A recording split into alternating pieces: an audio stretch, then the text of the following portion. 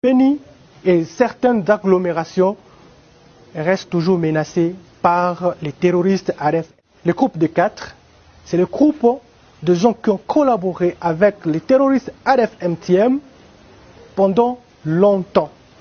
Certains d'entre eux ont participé également dans l'explosion de la bombe au quartier Ma Campagne. Et aujourd'hui, si hier nous vous avons présenté un autre groupe de 3 qui étaient dans ces mêmes groupes de poseurs de bombes, mais eux continuent encore à planifier les opérations pour viser les lieux stratégiques de certaines villes et agglomérations de notre zone. Le stade municipal était dans leur viseur et nous avons arrêté, démantelé et arrêté ces réseaux grâce au professionnalisme de votre armée et surtout à nos services spécialisés. Les services qui font un bon travail, même s'ils ne sont pas visibles sur terrain parce que ce sont des officiers non apparents, mais qui font un excellent travail.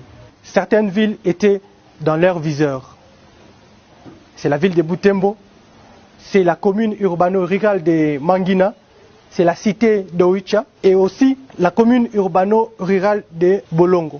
Certains d'entre eux ont travaillé en collaboration avec les terroristes ADF-MTM direct sous leur commandement, mais leur rôle était de rester dans la cité, de donner des stratégies, des informations sur le mouvement des militaires et choisir des lieux stratégiques pour poser des bombes. Ils ont été facilités par Alpha. Alpha, c'est un motard, il est connu ici. C'est lui qui transportait le 3. Monsieur Oscar, c'est un enseignant de la place. Enseignant à quelle école? Kangaimbi.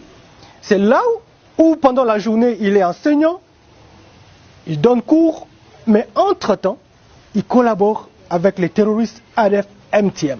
Et c'est parmi les gens qui parlent beaucoup français comme lui, qui passent dans le média chaque jour pour critiquer l'armée, pour dire que l'armée ne fait rien, l'état de siège doit finir. Mais entre-temps, c'est eux-mêmes la nuit qui collaborent avec l'ennemi. Il a reçu la mission de récupérer des bombes, je parle de bombes au pluriel, en brousse, de les amener dans la cité. Et la mission ne devrait pas exécuter seule, il devrait avoir d'autres acteurs pour l'accompagner. Mais c'est lui qui a recruté les gens, c'est lui qui a mis tout le monde en contact, c'est monsieur Erasme. Erasme, c'est un ancien terroriste ADF-MTM. Et je vous informe que même son père, c'est un ADF. C'est toute la famille, du Père au Fils et du Saint-Esprit. Ils sont là, toute la famille, avec les 2 pieds dans le mouvement terroriste ADF-MTM. Il a été arrêté. Quand on a arrêté l'autre, il va l'initier. En prison, en étant en prison, il va l'initier, il va donner la mission et lui, à son tour, va contacter les autres. Voilà comment le réseau est en train de grandir, de la prison jusqu'à l'extérieur. Dieu merci, parce que nous avons mis ces gens hors d'état de nuire. Je pense que ça c'est le premier groupe parmi tant, c'est juste l'échantillon que nous vous présentons. À part ces groupes, je préfère vous présenter maintenant les groupes de ravitailleurs. Parce que vous avez vu derrière vous, il y a des farines, il y a des vivres, il y a des produits pharmaceutiques que nous avons arrêtés. C'est grâce à notre travail que nous sommes en train de faire. Nous nous sommes sacrifiés contre les injures, contre tout, mais c'est pour que la population de Beni retrouve la paix. Mais parmi cette population, il y a les vrais et les faux. Si vous avez vu derrière vous des vivres et non-vivres ont été arrêtés avec monsieur Kambale, c'est un ravitailleur en série. Il a été plusieurs fois au service des terroristes ADF-MTM. Il a été arrêté grâce aux vigilances de nos services, de notre armée, que nous félicitons toujours, avec tous ces biens que vous voyez. Si aujourd'hui nous avons un problème sérieux dans notre région, comment les ADF opèrent tranquillement? Comment les ADF arrivent à défier les dispositifs sécuritaires mis en place? C'est parce qu'il y a certains de nos compatriotes qui sont déterminés a donné main forte à l'ennemi. Les cultivateurs de Mayankose, les cultivateurs de Isale, Bolambo, ont souffert, ont payé des taxes au nom des ADF. Et le percepteur de ces taxes, c'est le grand vieux que vous voyez. À Isale, il a été arrêté dans l'agglomération parce que nous avons des pisteurs, nous avons des renseignements et on a tombé sur lui. Il sera mis à la disposition de la justice, il y aura des audiences foraines, il y aura des avocats, il va parler. On ne peut pas comprendre qu'au moment où le vieux qui constitue la sagesse d'une nation, il peut s'aventurer à collaborer avec les ADF et aussi à percevoir des taxes au nom des terroristes ADF-MTM. Si vous le voyez très bien, c'est un monsieur qui a passé des années en brousse. Vous pouvez zoomer son corps, vous allez voir que c'est une vie misérable. Et ça peut être le sang humain, le fait de tuer toujours les compatriotes. C'est un ADF actif, mais il a été envoyé dans les agglomérations, précisément à Isale, pour être le point focal des terroristes ADF-MTM. Tout ce que vous communiquez, tout ce que vous parlez dans le média, tout ce que la société civile, c'est lui qui donne les rapports. C'est lui qui déjoue le mouvement de l'armée. L'armée a pris quelle direction? Il prend des photos, il envoie. C'est parmi les gens du genre qui vous envoient des messages à leur groupe. C'est parmi ces gens pour désorienter l'opinion publique. Si vous les demandez le nom, Dinakoune Nani? Kambale Lukanza. Kambale Nani? Lukanza. Les Kambale Lukanza ici, si vous le demandez, il a tué combien de gens? La majorité sont les gens de sa communauté, sa propre communauté. Comment un certain Kambale peut tuer une certaine Kavira? Un certain Kambale peut tuer Mumbere? C'est toujours comme ça. Cette guerre n'a rien à voir avec la communauté. C'est le genre de personnes que vous allez voir certains de nos politiques les choisir comme combattants, comme électeurs, comme service, je ne sais pas, cellule de communication. Tout le monde s'attaque à l'armée. Tout le monde, parce que l'armée fait un travail, parce que l'armée empêche, parce que l'armée marche sur leurs intérêts. L'état de siège ne fait rien depuis 2 ans, parce qu'ils ont compris que l'état de siège marche sur les intérêts égoïstes de plusieurs.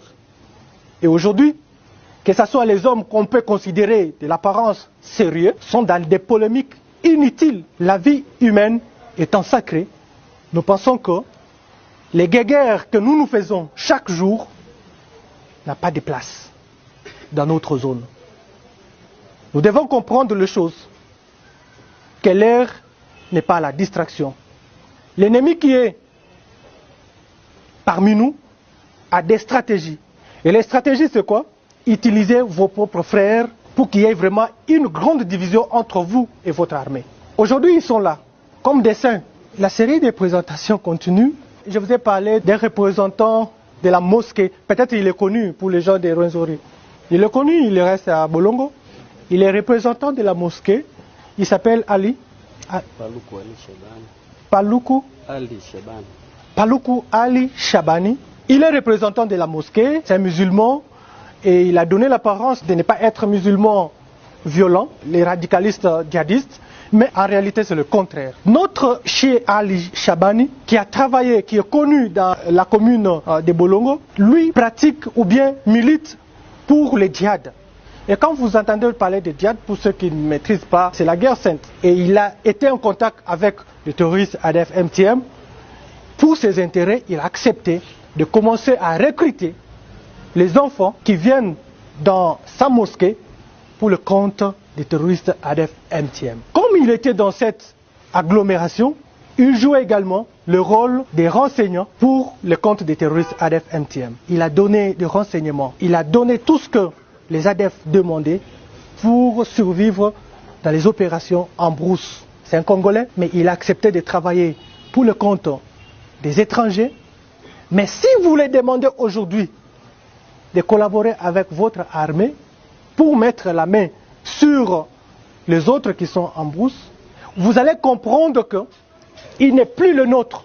Donc sa façon de raisonner, sa façon de voir les choses, c'est déjà changé. Pour lui, il préfère mourir, aller récupérer ces 7 femmes vierges auprès d'Allah. Ça, c'est ce qui est dans sa tête. Nous sommes infiltrés, extrêmement infiltrés. Nani Tina?